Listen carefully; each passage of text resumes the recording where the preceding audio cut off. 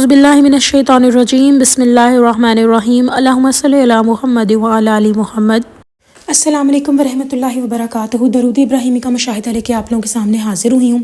تو آج کا مشاہدہ بڑا یونیک سا ہے، یونیک سا اسی لیے کیونکہ یہ چیز وہی لوگ زیادہ تر ایکسپیرینس کرتے ہیں جن کے ساتھ جادو جنات کا معاملہ ہو، اور اگر یہ سب بھی نہیں ہوتا تو وہ جو کہتے ہیں نا کہ اللہ سبحانہ تعالیٰ کا بالکل ہی اپنے آپ کو اللہ تعالیٰ کے کا قرب حاصل کرنے کی طرف لگا رہے ہوتے ہیں، ان لوگوں کے ساتھ اکثر اوقات یہ چیز ہو جاتی ہے، اور بھی بہت سارے لوگ ساتھ ہو جاتی ہوگی اور کیسز بھی ہوں گے، لیکن میجورٹی میں یہ کیس ہے۔ تو معاملہ کچھ یوں ہے کہ ایک بہن کہتی ہیں کہ میرے ساتھ یہ معاملہ ہوا کہ میں روز الحمدللہ 1000 مرتبہ درود ابراہیمی پڑھنے کی کوشش کرتی ہوں اور اللہ سبحانہ تعالیٰ مجھے اس میں مدد دیتے ہیں۔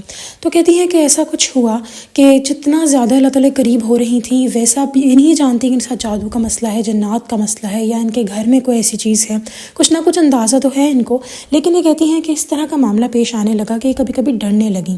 اور پھر اس طرح ہوا کیونکہ درود ابراہیمی پڑھ رہی تھی تو اللہ سبحانہ تعالیٰ نے ان کی مدد کی۔ obvious سی بات ہے، قرآن پاک میں اللہ تعالیٰ نے صاف کہا ہے کہ مجھ سے ڈرو، اللہ تعالیٰ سے ڈرو، یعنی یہ بات ہم انسانوں کو سمجھنی چاہیے۔ اس میں ہر چیز واضح ہو جاتی ہے کہ آپ کو پھر اللہ کے علاوہ اور کسی سے نہیں ڈرنا، پھر وہ انسان ہو، پھر جن ہو، شیاطین ہو، جو بھی ہیں آپ نے ان سے نہیں ڈرنا، آپ نے اللہ سے ڈرنا ہے۔ تو وہ کہتی ہیں کہ ان کے ساتھ ایک ایسا واقعہ پیش آیا کہ ایک دن وہ گھر میں اکیلی تھیں، میجورٹی وہ گھر میں اکیلی رہتی تھیں لیکن کبھی ایسا ہوا نہیں ان کے ساتھ، پر ایک دفعہ ایسا ہوا کہ ایک دن وہ گھر میں اکیلی تھیں اور انہوں نے سوچا کہ وہ جلدی سے نماز پڑھ لیں۔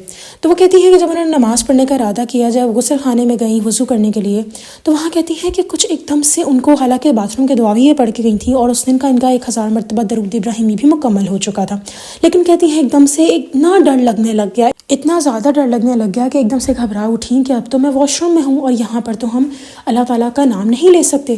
خیر، یہ کہتی ہیں کہ انہوں نے دل میں بغیر اپنے ہونٹ ہلائے بس یہ کہا کہ میری مدد کریں، میری مدد کریں، جو مجھے محسوس ہو رہا ہے یہ دیکھیں مجھے ڈرایا جا رہا ہے، میری مدد کریں۔ اور پھر کہتی ہیں کہ اس کے بعد یہ واش روم سے باہر آئیں اور باہر آ کر، کیونکہ ابھی تک انہوں نے وضو کمپلیٹ نہیں کیا تھا اپنا، یہ باہر آئیں اور انہوں نے آ کر پہلے درود ابراہیمی پڑھا، اس کے بعد آیت الکرسی پڑھی، اور پھر یہ کہتی ہیں کہ ایسا ان کا ڈر بھاگا کہ مانو کبھی ڈر ہو ہی نہ۔ ابھی واقعہ ختم نہیں ہوا، کہتی ہیں اگلی صبح جب یہ کام کرنے کے لیے اٹھیں اور جب یہ کام کر رہی تھیں تو کہتی ہیں کہ وہاں بھی کچھ اس طرح کے کھٹکے کی آواز۔ وہ کہتے ہیں نا جتنا زیادہ ڈرو گے اتنا ڈرایا جائے گا، اور سب سے بڑی بات یہ کہ اگر ایسی کوئی چیز، اس میں نا زیادہ تر جو ہے وہ کچھ وہم بھی ہوتے ہیں انسان کے، لیکن یہ وہم ڈالتا کون ہے؟ شیطان۔ خیالات ڈالتا کون ہے؟ برے، شیطان۔ تو یہی بات آ جاتی ہے کہ یہ جو وہاں پہ چاہے کچھ ہو نہ ہو لیکن وہ ڈر جو ایک دم انسان کو محسوس ہونے لگ جاتا ہے۔ تو وہ کہتی ہیں کہ وہ جیسے ہی پہلے والے دن جو واش روم والا واقعہ ہو، اس میں کہتی ہیں الحمدللہ ان کا ڈر دور ہو گیا، اور یہ تب تک دیر تک گھر میں اکیلی رہیں، اور یہ کہتی ہیں الحمدللہ انہوں نے بہت زیادہ اپنے آپ کو سکون محسوس کیا اور بہت زیادہ پیس انہوں نے محسوس کیا اپنے ارد گرد۔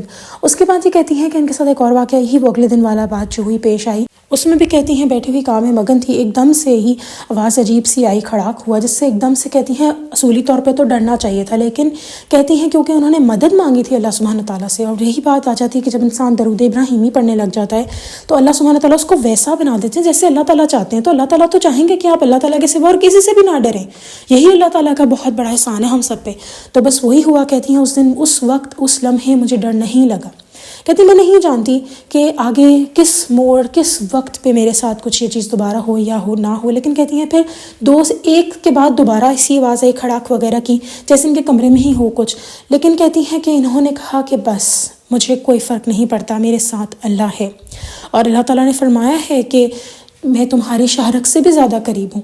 تو یہاں آپ انڈرسٹینڈ کریں کہ جب آپ درود ابراہیمی پڑھنے لگ جاتے ہیں تو آپ نڈر ہو جاتے ہیں۔ میں نے بہت پہلے ایک واقعہ شیئر کیا تھا میرے چینل پہ، وہ پاپولر سب سے ویڈیو ہے، اور اس میں یہی تھا کہ وہ بہن جو تھی ان پہ جادو جنات کا مسئلہ تھا، تو ظاہر ہے جب وہ درود ابراہیمی پڑھ رہی تھیں تو ان چیزوں کو ان سے تکلیف ہوتی تھی، وہ ان کو پتہ تھا کہ اگر یہ درود ابراہیمی پڑھیں گی تو ان کا کام جو کرنا چاہ رہی تھی وہ غلیظ چیزیں وہ نہیں کر پائیں گی، اور یہ تو شرک والی باتیں ہوتی ہیں جو جادو کرتا ہے۔ تو یہاں پہ کیا ہوا کہ ان کے سامنے وہ تمام شکلیں آنا شروع ہو گئی تھیں۔ ایک اور بہن کا جو میں واقعہ بیان کر رہی ہوں اس میں ان کے سامنے یہ شکلیں آنے شروع ہو گئی تھیں، یعنی کہ ایک کہتی ہیں استغفر اللہ ایک شکل تھی جس کے اوپر صلیب کا نشان تھا، ایک پہ وہ ہندو کا نشان تھا، غرض یہ کہ ہر وہ ناپاکی کی علامتیں ان لوگوں کے اوپر موجود تھیں، ان ڈراؤنی شکلوں کے اوپر موجود تھیں، اور وہ کہتی ہیں کہ وہ پہلے تو ڈر جاتی تھیں، لیکن پھر اس کے بعد کہتی ہیں جو انہوں نے ان کو سنانا شروع کیا، اور کہتی ہے اگر کوئی میرے وہ حالات دیکھ لیتا اس ٹائم تو سب سمجھتا کہ شاید میں کوئی نفسیاتی مریض ہوں۔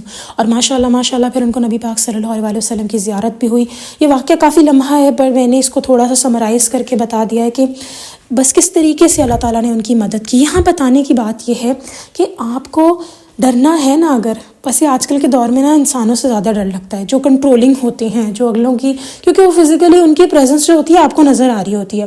یہ شیاطین جن تو اپنی پریزنس ڈفرینٹ طریقے سے ایکسپلین کرتے ہیں نا، اور جیسے ہی اللہ سبحانہ تعالیٰ کا نام ہوتا ہے یہ ڈر کے چلے جاتے ہیں۔ تو یہاں پہ انسان جو ہے وہ ہمیں زیادہ ڈراتے ہیں، تو آپ کو جس بھی انسان سے، چاہے انسان سے، چاہے شیاطین سے، چاہے جنوں سے، چاہے کچھ بھی ہے آپ کے ساتھ معاملہ، جادو کا ہے، وٹ سو ایور، آپ درود ابراہیمی پڑھیں، آپ کا ہر ڈر دور ہو جائے گا۔ درود ابراہیمی پڑھنے والا شخص نا، اس کی دعاؤں میں ایک اثر آ جاتا ہے۔ یہ سب اللہ کی طرف سے ہوتا ہے، یہ سب اللہ کی توفیق ہوتی ہے، اس انسان کا اس میں کوئی کمال نہیں ہوتا۔ اگر آج کوئی بھی شخص درود ابراہیمی پڑھ رہا ہے تو اس کے اوپر اللہ تعالیٰ کا احسان ہے۔ قرآن پاک کی آیت جب یہ جو میں بتانے والی ہوں آتی ہے تو دل بڑا ایک دم سے ڈر سا جاتا ہے، اور وہ ہے کہ اللہ تعالیٰ اس میں کہتے ہیں کیا تم اللہ کو اپنی دینداری جتاتے ہو؟ استغفر اللہ۔ آپ سوچیں، ہم ایسی، اللہ نہ کرے کبھی ہم ایسی کوئی حرکت کریں جس کی وجہ سے ہے کسی کے اوپر بھی یہ آیت فٹ بیٹھے، آمین ثم آمین، اور سب کو اللہ کا قرب ملے۔ مطلب میں کہنے کی بات یہاں پر یہ کہہ رہی ہوں کہ آپ لوگ کبھی ایسا دماغ میں مت لائیں کہ ہم جو عبادتیں کر رہے ہیں، ہم نے کسی کے ساتھ، آپ نے کوئی گھر میں اپنے گھر والوں کے لیے بھی کوئی کھانا بنایا، اچھا لگا، کسی نے تعریف کی تو اس کو سمیٹیں ضرور، لیکن یہ دماغ میں رکھیں کہ اللہ نے ہیلپ کی، وہ پہ بھی کہہ دیں میری اللہ نے ہیلپ کی۔ یہاں یہ بات انڈرسٹینڈ کرنے کی ہے، اللہ سبحانہ تعالیٰ ہی کی طرف سے ہر بھلائی ہے۔ اور یہاں پہ بھی جو بندہ ذرا سا بھی غرور کرتا نا، اچھا یہ تو میں کر رہا ہوں، آپ یقین کریں اتنے لوگ ایسے ہیں جو درود ابراہیمی پڑھتے ہیں اور ان کو یہ معاملہ ہوتا ہے کہ ان کے دماغ میں جب خیال آتا ہے نا، اچھا یہ تو میں کر رہی ہوں یا میں پڑھ رہا ہوں تو مجھے توفیق مل گئی، اور آل دیٹ اسٹف، تو فوراً کیونکہ ماشاءاللہ وہ درود ابراہیمی پڑھتے ہیں تو وہ اس چیز سے باہر نکل آتے ہیں، گناہوں سے دور ہو جاتے ہیں۔ درود ابراہیمی کی یہی تو برکت ہے انسانوں پر، اور اللہ پاک کا یہی تو کرم ہے۔ اسی لیے آپ درود ابراہیمی سے جڑیں، اللہ سبحانہ تعالیٰ آپ کو اپنے سے جوڑ لیں گے۔ یہ ہر اس نا امید ہوئے ہوئے شخص کے لیے ایک آزمودہ عمل ہے۔ جو شخص یہ کرے وہ اپنی زندگی میں ایسا قرب اللہ کا پائے گا، ایسی آسانی اللہ تعالیٰ کی پائے گا کہ اٹس لائک بیان کے قابل نہیں ہے۔ ایسا نور کا حصار، بڑے بڑے لوگ ہیں جو کہ جن کا رتبہ بہت زیادہ اللہ تعالیٰ نے رکھا ہوا ہے، نظر آتا ان کا رتبہ، لیکن وہ خود ایکسیپٹ نہیں کرتے کہ ہمارا اتنا بڑا رتبہ ہے۔ اور یہی اصل میں بات ہے، نیکی کو نیکی نہ سمجھنا، رتبے کو رتبہ نہ سمجھنا، سب اللہ کی توفیق ہے۔ الحمدللہ رب العالمین، تمام تعریفیں اللہ تعالیٰ کی۔ پھر آپ کا میرا کوئی بھی کمال نہیں۔ اگر میں اور آپ کہیں چل کے جا کر کسی کی مدد کر رہے ہیں، کسی کو صدقہ دے رہے ہیں، کسی کو پانی پلا رہے ہیں، کوئی چادر گھر کی ٹھیک کر دی، کوئی دروازہ بند کر دیا کسی کو سردی نہ لگے، تو یہ سب اللہ کی مدد ہے۔ ہم پہ تو احسان ہے اللہ کا کہ اللہ نے وہ نیکی کروائی تاکہ ہم جنت میں جا سکیں۔ اور پھر وہی بات آ جاتی ہے نا کہ اللہ پاک جس کو چاہے اپنا بنا لیتا ہے، اپنی رحمت سے میں خاص کر لیتا ہے۔ تو دعا ہے کہ جو بھی انسان اللہ تعالیٰ کی رحمت کا خواستگار ہے، اس کی طاق لگائے بیٹھا ہے، اس کو وہ مل جائے۔ بے شک اس کو شیطان جب بھلا دے یا کچھ بھی، لیکن اس کے دل میں کہیں نہ کہیں خواہش ہے کہ اللہ مجھے چوز کر لیں پلیز، تو وہ انسان اللہ سے جڑ جائے۔ آمین ثم آمین۔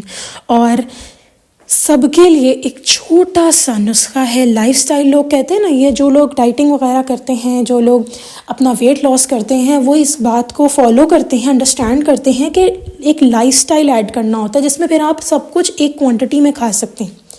لیکن وہی بات آ جاتی ہے، جو لوگ ایون ڈائٹ کرتے ہیں، بڑی اسٹرکٹ قسم کی ڈائٹ کرتے ہیں، اس میں کیا ہوتا ہے کہ جب وہ واپس آتے ہیں نارمل روٹین پر تو پھر ان کا وزن واپس بڑھ جاتا ہے۔ تو لائف سٹائل جیسے کھانے کے معاملے میں ہے، ہر چیز میں ہے۔ بالکل درود ابراہیمی کوئی وظیفہ نہیں ہے، درود ابراہیمی از اے لائف سٹائل۔